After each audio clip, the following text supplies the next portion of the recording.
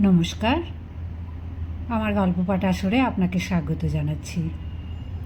আজ পড়ে শোনাচ্ছি শরৎচন্দ্র চট্টোপাধ্যায়ের একটি ছোট গল্প বোঝা। আজ পড়ব প্রথম পর্ব। সাগরপুরে আজ মহা ধুমধাম। রোশন চৌকি আর ঢাকের বাদ্যে গ্রাম সরগরম। সপ্তাহ ধরিয়া যে কী কাণ্ড বাঁধিয়া গিয়াছে তাহা গ্রামের এবং তৎপার্শ্ববর্তী 4-5 ক্রোশের সকল লোক জানে। এই রাজসূয়যজ্ঞে ঢাক ঢোলের এমন মহান একত্র সমাবেশ, সানাই দলের এমন আদর্শ ঐক্যভাব, কাংস নির্মিত বাদ্যযন্ত্রের এমন প্রচণ্ড বিক্রম দেখা দিয়েছিল যে গ্রামের লোক ইতিপূর্বে এমন কাণ্ড কখনো আর দেখে নাই। রং বেরং বাদ্যযন্ত্রের সাহায্যে মনুষ্যশ্রেণী যে আনন্দ কোলাহল উত্থিত হইয়াছে তাহাতে গ্রামের পশিগুলো অত্যন্ত বিরক্ত হইয়া উঠিয়াছে। বিশেষ গরু বাছুরের দল ঢাক ঢোলের আত্মদ্রোহিতায় তাহাদের মর্মপীড়ার সীমা নাই। এত সমারোহের কারণ একটা নাবালক 14 বর্ষীয় বালকের বিবাহ। সাগরপুরে জমিদার শ্রীযুক্ত হরদেব মিত্রের একমাত্র পুত্রের বিবাহ উপলক্ষ করিয়াই এমন কাণ্ড বাঁধিয়া গিয়াছে। হরদেব মিত্র বেশ বড়লোক, প্রায় 25-26 হাজার টাকা তাহার বাৎসরিক আয়। পাত্রের নাম শ্রীযুক্ত সত্যেন্দ্র কুমার মিত্র। হেয়ার সাহেবের স্কুলে এন্ট্রান্স ক্লাসে সে পড়ে। অত অল্প বয়সে বিবাহের কারণ একমাত্র সত্যেন্দ্রর মাতার বধূমুখ দেখিবার একান্ত স্বাদ। বর্ধমান জেলার দিলজানপুরের জমিদার শ্রীযুক্ত কামাখ্যাচরণ চৌধুরীর কনিষ্ঠা কন্যা সরলার সহিত সত্যেন্দ্রর বিবাহ হইয়া গেল। রাঙা বউ। সত্যেন্দ্র মহা সুখী। 10 বছরের টুকটুকে ছোট বউটির মুখ দেখিয়া সত্যেন্দ্রর জননী বিশেষ হৃষ্টচিত্ত হইলেন। বিবাহের পরবৎসরেই হরদেববাবু বধূ আনিলেন, কারণ গৃহিণীর এরূপ অভিসন্ধি ছিল না যে বধূকে পিতৃগৃহে রাখিয়া দেন। তিনি প্রায় বলিতেন, বিবাহ হইলে মেয়েকে আর বাপের বাটিতে রাখিতে নাই। মতটা মন্দ নহে। সত্যেন্দ্রর পাঠের সুবিধার জন্য হরিদেববাবুকে সস্ত্রী কলিকাতাতেই থাকিতে হইত। সরলা কলিকাতায় আসিল। অল্প বয়সে বিবাহ হইয়াছিল বলিয়া সরলা হরদেববাবুর সহিত কথা কহিত। এমনকি সত্যেন্দ্র উপস্থিত থাকিলেও সে শ্বশ্রু ঠাকুরানীর সহিত কথা বলিত। গৃহিণীর তাহাতে সুখ ভিন্ন অসুখ ছিল না। কিছুদিন পরে কামাখ্যাবাবু সরলাকে একবার বাটি লইয়া গেলেন। তাহার 2-1 মাস পরে সত্যেন্দ্র একদিন রাগ করিয়া বলিয়াছিল, বইগুলোতে ছাতা ধরেছে, দোয়াতের কালি শুকে গেছে, এমন একজন নেই যে এগুলো দেখে। কথাটা বা বুঝিলেন। হরদেববাবুরও কানে গেল। তিনি হাসিয়া বউ আনিতে পাঠাইলেন। লিখিলেন, আমার বাড়িতে বড় গোলযোগ উপস্থিত হইতেছে, মা ভিন্ন বোধ হয় থামিবে না, সুতরাং মাকে পাঠাইয়া দিবেন। আবার সরলা আসিল। সত্যর ছোটোখাটো কাজগুলি সেই করিত। বইগুলি ঝাড়িয়া মুছিয়া সাজাইয়া রাখা, কলেজের কাপড় জামাগুলি ঠিক করিয়া রাখা, অর্থাৎ তাড়াতাড়িতে 2 হাতে 2 রকমের বোতাম, কিংবা আহার করিতে অত্যন্ত বিলম্ব হইয়া গিয়াছে, কলেজের 1 ঘন্টা যায় সময় এক পায়ে কার্পেটের অপর পায়ে বার্নিশ করা জুতা সে না পরিয়া ফেলে, ফর্সা জামার উপর রজক ভবনের শুভাগমনের জন্য প্রস্তুত চাদরে জুলুম না হয়, এইসব কাজগুলো সরলাই দেখিত। সরলা না থাকিলে এসব গণ্ডগোল তাহার প্রায় ঘটিত। এমন অন্যমনস্ক লোক কেহ কখনোই দেখে নাই। এ সকল কাজ সরলা ভিন্ন অপর কাহারও দ্বারা হইতও না বটে। আর হইলেও সত্যেন্দ্রর পছন্দ হইত না বলিয়াও বটে কাজগুলি সরলাই করিত। সুশীলা সরলার বড় দিদি, তার ছেলের ভাত। সুতরাং কামাখ্যাবাবু দৌহিত্রের অন্নপ্রাশন উপলক্ষে সরলাকে বাটি লইয়া যাইবার জন্য কলিকাতায় আসিলেন। সরলার দিদি সরলা ও সত্যেন্দ্রকে যাইবার জন্য বিশেষ অনুরোধ করিয়া পত্র লিখিয়াছে। বিশেষ সরলা প্রায় 3 বৎসর যাবৎ দিলজানপুরে যায় নাই। সত্যেন্দ্রও যখন যাইতে সম্মত হইল তখন কামাখ্যাবাবু পরমানন্দে জামাতা কন্যা লইয়া দেশে আসিলেন। গৃহিণী বহু দিবসের পর তাহাদিগকে পাইয়া অত্যন্ত আহ্লাদিত হইলেন। যাহার ছেলের ভাত সে আসিয়া দুইজনকেই অনেক কথা শুনাইয়া দিল, অনেক রকমে আপ্যায়িত করিল। শুভকর্ম নির্বিঘ্নে সমাধা হইয়া যাবার পর সত্যেন্দ্র বাটি যাইতে চাহিল, কিন্তু গৃহিণী তাহাতে বিশেষ আপত্তি করিলেন। বলিলেন, এতদিন পরে এসেছ, আরও কিছুদিন থাকতে হবে। সরলাও ছাড়িল না, সুতরাং আরও 2-4 দিন থাকিতে সত্যেন্দ্র সম্মত হইল। 2-4 দিন কাটে গেল, তবু সরলা ছাড়িতে চাহে না। কিন্তু না যাইলেও নহে, পড়াশোনার বিশেষ ক্ষতি হয়, পরীক্ষারও অধিক বিলম্ব নাই। আসিবার সময় সরলা জিজ্ঞাসা করিল, আমাকে আবার কবে নিয়ে যাবে? সত্যেন্দ্র কহিল, যখন যাবে তখনই। তাহলে আমাকে 10-12 দিন পরেই নিয়ে যেও। সত্যেন্দ্র অতিশয় আহ্লাদিত হইল, সে এতটা ভাবে নাই। তখন অশ্রু জলের মধ্যে সরলার স্বামীকে বিদায় দিয়া হাসিয়া বলিল, দেখো, আমার জন্য যেন ভেবো না, আর রাত্রি পর্যন্ত পড়ে যেন অসুখ না হয়। রাত্রি 10টার অধিক না পড়িবার জন্য সরলা বিশেষ করিয়া মাথার দিব্য দিয়া দিল। কি একটা উদাস পাড়া প্রাণ লইয়া সত্যেন্দ্র সেই দিন কলিকাতায় পৌঁছিল। সত্যেন্দ্র একখানা পুস্তক লইয়া বসিয়াছিল। পুস্তকের পৃষ্ঠার সহিত মনের একটা বিষম দ্বন্দ্বযুদ্ধ চলিয়াছিল। সত্যেন্দ্র গণিয়া দেখিল, সমস্ত দিনে মোটে 26 লাইন পড়া হইয়াছে। দুঃখিতভাবে সে ভাবিল, বাহ, এই রকম পড়লেই পাস হব। ক্রমে দুঃখ ঈষৎ ক্রোধে পরিণত হইল। সে ভাবিল, সমস্ত পড়ার মুখে সরর দোষ। এই 5 দিন এসেছি, একটুকুও পড়তে পারিনি। আগে মনে হতো পড়ার সময় বিরক্ত করে, 10টা বেশি পড়তে গেলেই আলো নেভে দেয়, একে কোথাও পাঠিয়ে দিলে ভালো করে পড়ব। ঠিক উল্টো, কালই তাকে আনতে যাব, না হলে লজ্জার খাতিরে কি ফেল হব? যাহা হোক, সত্যেন্দ্রনাথ এইরূপ একটা মতলব আঁটিতেছিল, কি করিয়া আনাই, কেমন করিয়াই বা বলি, লজ্জা করে। এত ভালোই বা বাসিলাম কেমন করিয়া। দুদিন একটা ভৃত্য আসিয়া একখানা টেলিগ্রাম হাতে দিল। সত্যেন্দ্র অতিশয় বিস্মিত হইল, আর ভাবিবার সময় নাই। কোথাকার টেলিগ্রাম? কভার খুলিতে সত্যের হৃৎকম্প হইল। ভেতরে যাহা লেখা ছিল তাহাতে মাথা একেবারে ঘুরিয়া গেল। সরলা পীড়িতা। সেই দিনই হরদেববাবু সত্যেন্দ্রকে লইয়া দিলজানপুর যাত্রা করিলেন। বাটির সম্মুখে কামাক্ষাবাবুর সহিত সাক্ষাৎ হইল। হরদেববাবু চিৎকার করিয়া জিজ্ঞাসা করিলেন, মা কেমন? কামাক্ষাবাবু কহিলেন, আসুন, ভেতরে চলুন। হরদেববাবু ভেতরে গিয়া দেখিলেন সরলা বিসূচিকা রোগে আক্রান্তা। একদিনে সরলাকে আর চেনা যায় না। চক্ষু বসিয়া গিয়াছে, পদ্মের মতো মুখখানিতে কালিমা পড়িয়াছে। বিজ্ঞ হরদেববাবু বুঝিলেন অবস্থা ভালো নহে। চক্ষু মুছিয়া ডাকিলেন, মা সরলা। সরলা চাহিয়া দেখিল, তখনও সরলার বেশ চৈতন্য আছে। কেমন আছো মা?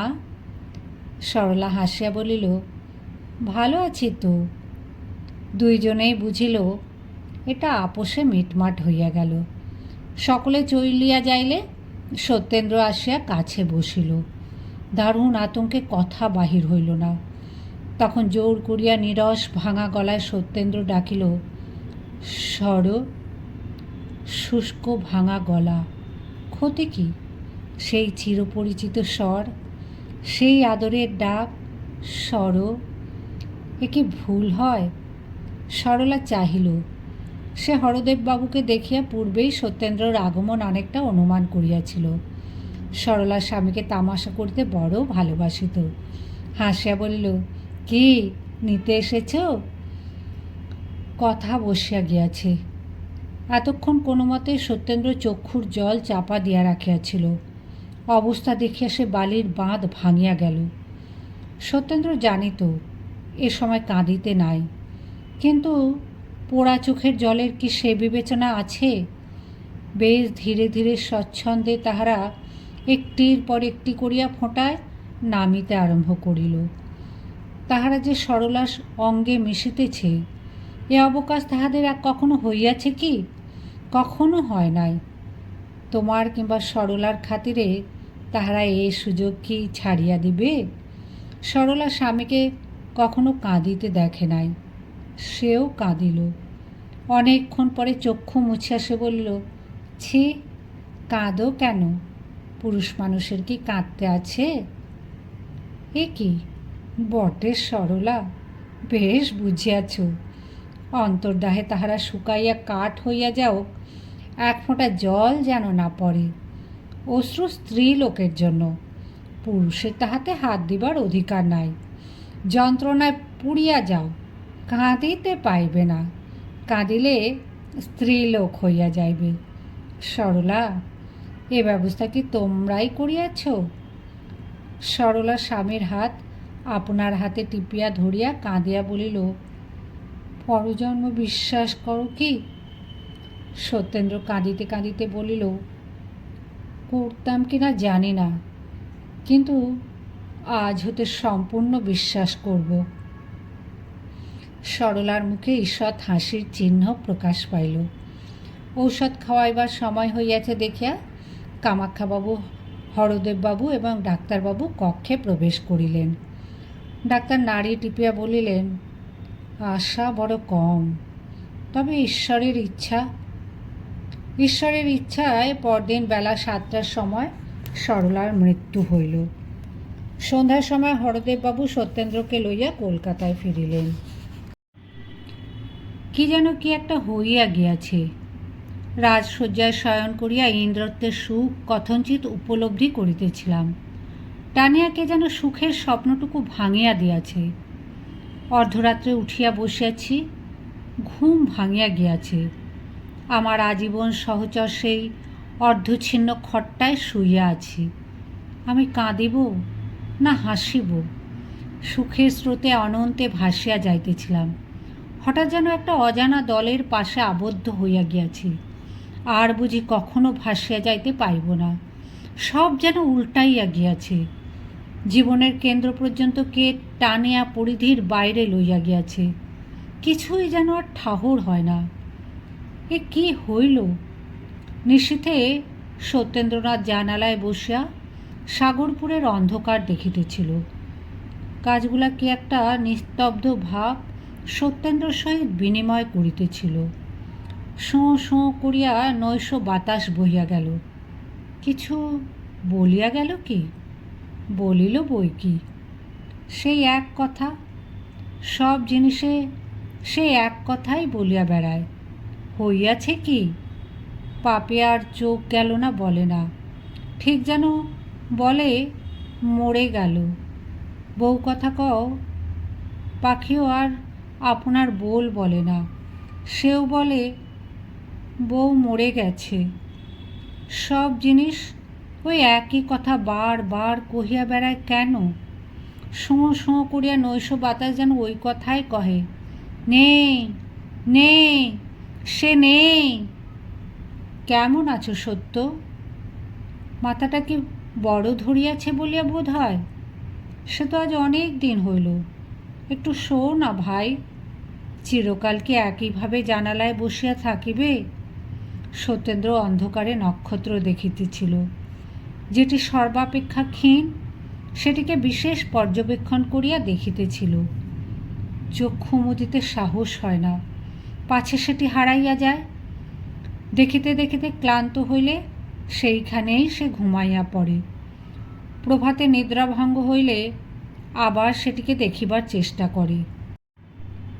আলো ভালো লাগে না, জ্যোৎস্নায় আর আমোদ হয় না। অত ক্ষীণালোক বিশিষ্ট নক্ষত্র কি আলোকে দেখা যায়? সত্যেন্দ্র এম.এ পরীক্ষায় ফেল হইয়া গিয়াছে। পাশ হইবার ইচ্ছাও আর নাই, উৎসাহ নিবিয়া গিয়াছে। পাশ করিলে কি নক্ষত্র কাছে আসে? হরদেববাবু সপরিবারে দেশে চলিয়া এসেছেন। সত্যেন্দ্র বলে সে বাটি হইতে ভালো পরীক্ষা দিতে পারিবে। শহরের অত গণ্ডগোলে ভালো পড়াশোনা হয় না। সত্যেন্দ্র এখন এক রকমের লোক হইয়া গিয়াছে। মুখখানা দেখিলে বোধ হয় যেন বহুদিন কিছু খাইতে পায় নাই, যেন মস্ত পীড়া হইতে সম্প্রতি আরোগ্য লাভ করিয়াছে। দুপুরবেলা সত্য ঘরের দরজা বন্ধ করিয়া দিয়া ফটোগ্রাফ ঝাড়িয়া ধুলা পরিষ্কার করে, নিজের পুরাতন পুস্তকগুলি সাজাইতে বসে, হারমোনিয়ামের ঝাঁপ খুলিয়া মিছামিছি পরিষ্কার করে, সরলার পরিষ্কৃত পুস্তকগুলি আরও পরিষ্কার করে, ভালো ভালো কাগজ খাম লইয়া সরলাকে পত্র লিখিয়া কি একটা শিরোনামা দিয়া নিজের বাক্সে বন্ধ করিয়া রাখে। সত্যেন্দ্রনাথ, তুমি একা নও, অনেকের কপাল তোমার মতো অল্প বয়সে পুড়িয়া যায়। সকলে কি তোমার মতো পাগল হয়? সাবধান সত্য, সকলেরই একটা সীমা আছে। স্বর্গীয় ভালোবাসারও একটা সীমা নির্দিষ্ট আছে। যদি সীমা ছাড়াইয়া যাও, কষ্ট পাইবে, কেহ রাখিতে পারিবে না। সত্যেন্দ্র জননী বড় বুদ্ধিমতী। তিনি একদিন স্বামীকে ডাকিয়া বলিলেন, সত্য আমার কি হয়ে গেছে দেখেছ? কর্তা বলিলেন, দেখছি তো, কিন্তু কি করি? আবার বিবাহ দাও, ভালো বউ হলে সত্য আবার হাসবে, আবার কথা কবে। সেদিন সত্য আহার করিতে বসলে জননী বলিলেন, আমার একটা কথা শুনবে? কি? তোমাকে আবার বিবাহ করতে হবে। সত্য হাসিয়া কহিল, এই কথা? তা বুড়ো বয়সে আবার ওসব কেন? মা পূর্ব হইতে অশ্রু সঞ্চিত করিয়াছিলেন, সেগুলো এখন বিনা বাক্য ব্যয়ে নামিতে আরম্ভ করিল। মা চক্ষু মুছিয়া বলিলেন, বাবা, এই 21 বছরে কেউ বুড়ো হয় না, কিন্তু সরলার কথা মনে হলে এসব আর মুখে আনতে ইচ্ছা হয় না। কিন্তু আমি আর একা থাকতে পারি না। পরদিন প্রাতে হরদেববাবু সত্যেন্দ্রকে ডাকে ওই কথাই বলিলেন। সত্যেন্দ্র কোনো উত্তর দিল না। হরদেববাবু বুঝিলেন মৌন ভাব সম্মতির লক্ষণ মাত্র। সত্যেন্দ্র ঘরে আসিয়া সরলার ফটোর সম্মুখে দাঁড়াইয়া কহিল, শুনছ সর, আমার বিয়ে হবে। ফটোগ্রাফ কথা কহিতে পারে না, পারিলে কি বলিত? বেশ তো, বলিত কি? সত্যেন্দ্রর এবার কলিকাতায় বিবাহ হইল। শুভ দৃষ্টির সময় সত্যেন্দ্র দেখিল মুখখানি বড় সুন্দর, হোক সুন্দর, সে তথাপি ভাবিল তাহার মাথায় একটা বোঝা চাপিল। বিবাহের পর 2 বৎসর নলিনী পিতৃগৃহে রহিল। 3য় বৎসরে সে শ্বশুরভবনে আসিয়াছে। গৃহিণী নতুন বধূর চাঁদপানা মুখ দেখিয়া আবার সরলাকে ভুলিবার চেষ্টা করিলেন, আবার সংসার পাতিবার চেষ্টা করিলেন। রাত্রে যখন দুইজনে পাশাপাশি শুইয়া থাকে, তখন কেহই কাহারও সহিত কথা কহে না। নলিনী ভাবে, কেন এত অযত্ন? সত্য ভাবে, এ কোথাকার কে যে আমার সরর জায়গায় শুইয়া থাকে? নূতন বধূ লজ্জায় স্বামীর সহিত কথা কহিতে পারে না। সত্যেন্দ্র ভাবে, কথা কহে না ভালোই। একদিন রাত্রে সত্যেন্দ্রর ঘুম ভাঙিয়া যাইলে সে দেখিল শয্যায় কেহ নাই। ভালো করিয়া চাহিয়া দেখিল কে একজন জানালায় বসিয়াছে। জানালা খোলা, খোলা পথে জ্যোৎস্নালোক প্রবেশ করিয়াছে। সেই আলোকে সত্যেন্দ্র নলিনীর মুখের কিয়দংশ দেখিতে পাইল। ঘুমের ঘোরে জ্যোৎস্নার আলোকে মুখখানি বড় সুন্দর দেখাইল। কান পাতিয়া সে শুনিল নলিনী কাঁদিতেছে। সত্য ডাকিল, নলিনী। নলিনী চমকিয়া উঠিল। স্বামী আহ্বান করিয়াছেন। অন্য মেয়ে কী করিত জানি না, কিন্তু নলিনী ধীরে ধীরে আসিয়া নিকটে বসিল। সত্যেন্দ্র বলিল, কাঁদছ কেন? কাঁদছ কেন? অশ্রুবেগ দ্বিগুণ মাত্রায় বহিতে লাগিল। তাহার 16 বৎসর বয়সে স্বামীর এই আদরের কথা। অনেকক্ষণ চাপিয়া চাপিয়া কাঁদিয়া চোখ মুছিয়া ধীরে ধীরে সে বলিল, তুমি আমাকে দেখতে পারো না কেন? কি জানি কেন সত্যেন্দ্রেরও বড় কান্না আসিতেছিল। তাহা রোধ করিয়া সে বলিল, দেখতে পারি না তোমাকে কে বললে? তবে যত্ন করতে পারি না। নলিনী নিরুত্তরে সকল কথা শুনিতে লাগিল। সত্যেন্দ্র কিছুক্ষণ নীরব থাকিয়া বলিল, ভেবেছিলাম এ কথা কাকেও বলবো না, কিন্তু না বলেও কোনো লাভ নাই। তোমাকে কিছু গোপন করব না। সকল কথা খুলে বললে বুঝবে আমি এমন কেন। আমি এখনও সরলাকে, আমার পূর্ব স্ত্রীকে ভুলতে পারিনি। ভুলবো এমন ভরসাও করি না, ইচ্ছাও করি না। তুমি হতভাগ্যের হাতে পড়েছ। তোমাকে কখনো সুখী করতে পারবো এ আশা মনে হয় না। নিজের ইচ্ছায় তোমাকে বিবাহ করিনি, নিজের ইচ্ছায় তোমাকে ভালোবাসতে পারবো না। গভীর নিশীথে দুইজনে অনেকক্ষণ এইভাবে বসিয়া রহিল। সত্যেন্দ্র বুঝিতে পারিল নলিনী কাঁদিতেছে। সে কাঁদিয়াছিল কি? একে একে সরলার কথা মনে পড়িতে লাগিল। ধীরে ধীরে সেই মুখখানে হৃদয় জাগিয়া উঠিল। সেই নিতে এসেছ মনে পড়িল। অনাহুত অশ্রু সত্যেন্দ্র নয়ন রোধ করিল। তাহার পর গণ্ড বাহিয়া ধীরে ধীরে ঝরিয়া পড়িল। চক্ষু মুছিয়া সত্যেন্দ্র ধীরে ধীরে নলিনীর হাত দুটি আপনার হাতে লইয়া বলিল, কেঁদো না নলিনী। আমার হাত কি? নিশিদিন অন্তরে আমি কি যন্ত্রণায় যে ভোগ করি তা কেউ জানে না। মনে বড় কষ্ট।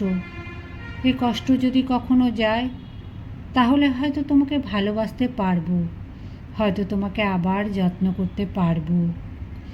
এই বিষাদপূর্ণ স্নেহমাখা কথার মূল্য কয়জন বোঝে?